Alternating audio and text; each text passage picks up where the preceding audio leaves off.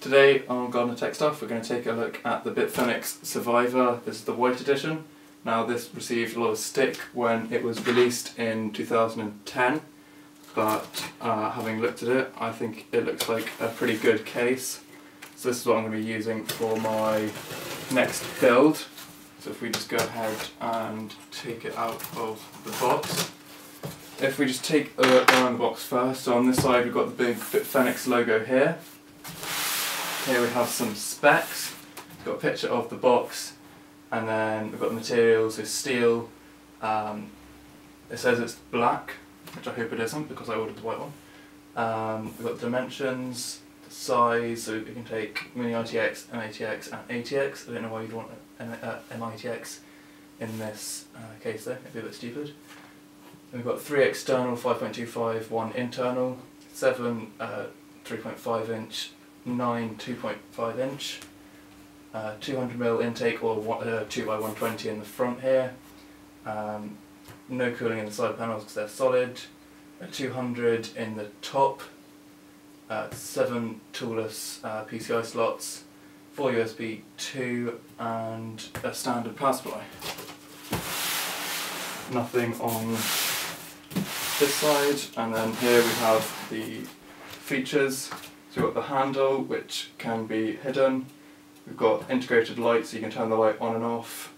We've got the Bitfenix Soft Touch, which is the material which they treat their plastic with.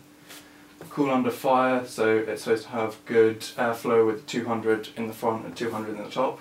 Removable dust filters both in the bottom and in the front. And cable management, which is pretty much standard with all cases these days. So inside we've got soft foam, which is good. Yeah, thankfully this is the white edition, but they've put it in the black box for some reason. So this actually should have a blue LED fan in the top rather than the black one which they advertise in the box. We just get this out.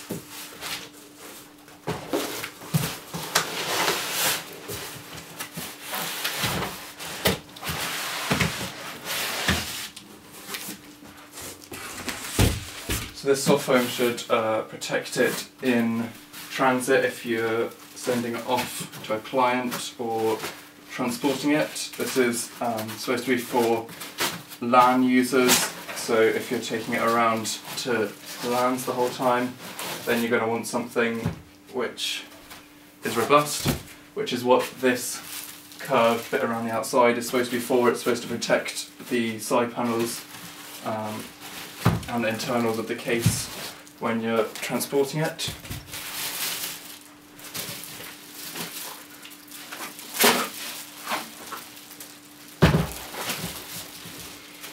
Okay, we just get this plastic off.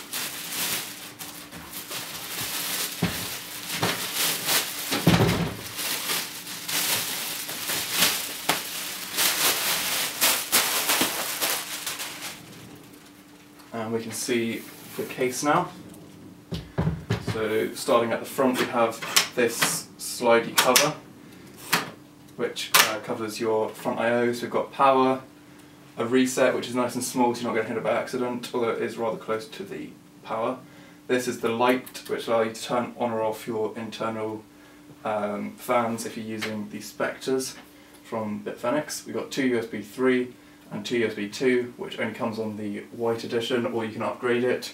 On the box it says 4 USB 2, but that is incorrect. Then we also have a eSATA, your front audio jacks, and what looks like hard drive, and some other LED, which I'm sure will work out fairly soon. On the front here we have the Bitfenix logo, which lights up when it's turned on. That can be plugged into the LED light control button and you can turn it off there. We've got our 3 5.25 inch bays. We also have a 4th one here internally, so if you want to put a hard drive or something in there. Then we've got room for air to come in on the front here. It's quite hidden, it's sort of slanted down so that you can't see through, but the air can still get in. And then if we just take a look at the side, you can see that we've got this piece of plastic which flows the whole way around the case. Which gives it a nice look, quite unique. On the top here we have the handle, which you just press in and it pops up. It's a bit stiff, but there you go, and then you lock it with that. How are you doing? Good. Yeah. And you can lift it up. I think that's locked. Or is that way locked? No, that's locked. So there you go, you can see that you can lift the entire case with it. It's pretty heavy, it's an 11 kilogram case. So yeah, there we go. Now to take off the side panels, you actually have to take off these top and bottom bits, which are held on with 4 thumb screws. This is probably the biggest reason that the case got stick when it was released, because it was a bit of a hassle to get into to access all your stuff. But the idea is that when you're at a LAN gaming, whatever you want to call it, LAN party, you don't want people just to be able to open your side panels and take your parts from your computer. So by making it harder to get into, not only does it make it hard for you, it also makes it hard for someone wanting to steal your stuff. There, that comes off, and this is with the soft touch material, all in white, and this is plastic, but it's fairly rigid. Here, so on the back we've got 2 water cooling grommets and a third for cable pass-through, as the front USB 3 isn't motherboard header, it is a pass-through. But I'll be using the adapter which I had in Project Beast for that, so that shouldn't be a problem. We've got our standard power supply in the bottom with a filtered intake in the bottom, so you can have fan facing down or up. And on the top we've got 2 sections of mesh which cover the top fan. So let's take off the side panel. Now this does have 2 little ridges here which allow you to grip, which the original Black Edition didn't. The side panel is pretty rigid, got a bit of wobble in there, but it's not too bad. We've got some folding around the edge which helps make it a little bit more rigid. Inside it's predominantly white, as you can see, we've got rubber grommets on the cable management slots, and we've got black accents everywhere, so we've got the black toolless 5.25 inch bay devices, push somewhere, I'll work out how those work, and then we've got the hard drives which you just bend and pop the hard drive into and then slide back in, so that's pretty neat. You can see at the front here we've got plenty of space between the hard drive cages and the actual front of the case itself, so that will give you plenty of space for your fans, if you want to run fans in the front there. Now this middle section is supposed to come out, but it's got some tight screws, so I'll get that later. Up here we've got some accessories, just go ahead and take those out.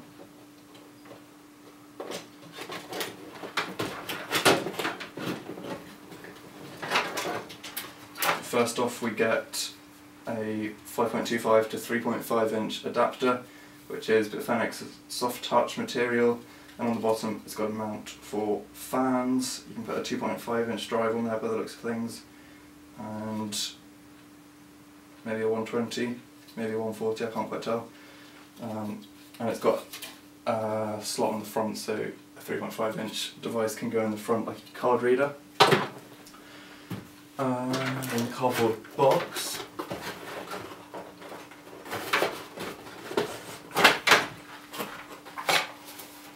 which needs cutting open.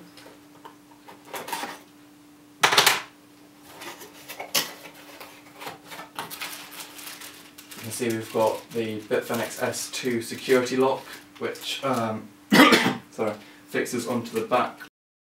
You can lock all of your cables into it, again for at a LAN party. You can lock away all your peripherals and you just pass them through there and put a padlock through that hole there, and then no one can take them.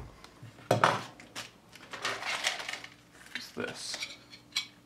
Okay, this is a 5.25 to 2.5 inch adapter, so they go in there like so, and then your 2.5 inch bays drives go in the middle there, and that can accommodate 2 2.5 inch drives if I remember correctly.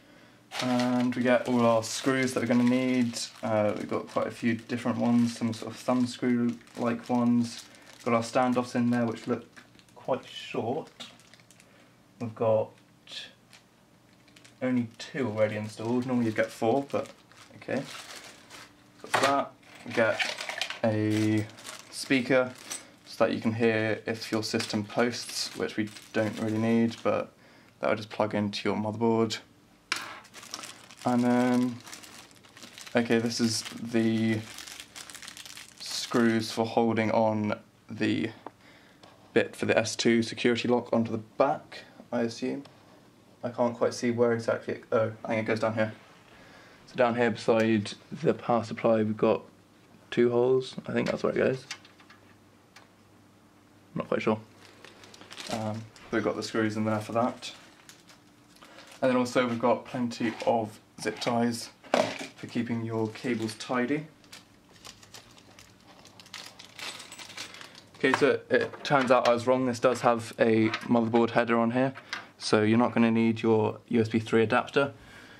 Now if we just look up in the roof here, you can see that all the cables pretty much come straight into the main compartment, so that's going to need some cable management to get them looking tidy, but we've got them all here.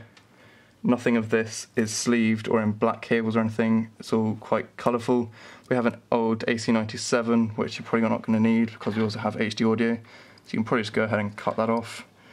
We have SATA for the front eSATA. I'm just seeing, no, that's hardwired on, which is a pain because it's a red cable, which is not so great. What else have we got in here? We've got our USB 3, we have our front panel audio, we've got hard drive LED, USB 2, we have power LED, we have, this is for the light control. You plug this into a PCB, which I think is down the back of the case, and then that will allow you to control the front panel lights. We have reset switch there. I assume this is the Molex power for that, for the light panels. So actually if we just flip the case around and take off the other side panel, we'll be able to have a look at that. So again, we've got the ridges on here. Yeah, so here it is.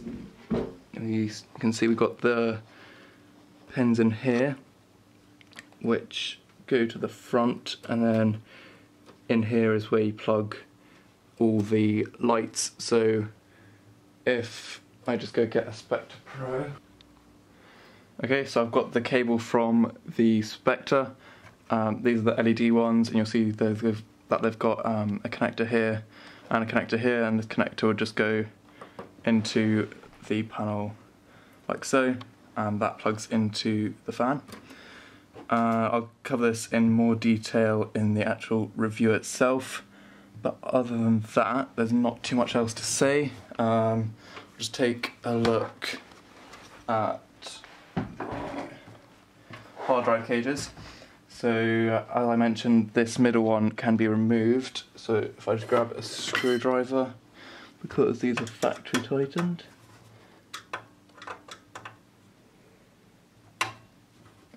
So this will allow you to put in much longer graphics cards, although this is a good about 30 centimeters. Yeah, 28 centimeters.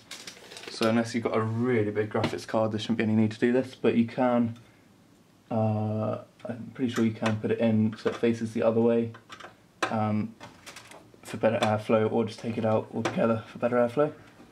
It's up to you. I'm just going to be taking it out altogether though, so I don't need it. And with that 5.25 to 3.5 inch adapter which they give you, you can put hard drives in the top. So, okay, maybe you can't rotate it, but there you go, that comes out. Only one side comes out there, unless, yeah, it's just the one side which comes out to allow you to fit in bigger graphics cards. To get the rest out, you actually have to drill out the rivets, so there's 2 in there and 2 or 3, maybe 4 in the bottom, and all of the brackets come out as well. So I think that pretty much wraps it up. Thanks for watching. Don't forget to subscribe for the review, which will be coming out fairly soon, and that covers it. So, see ya.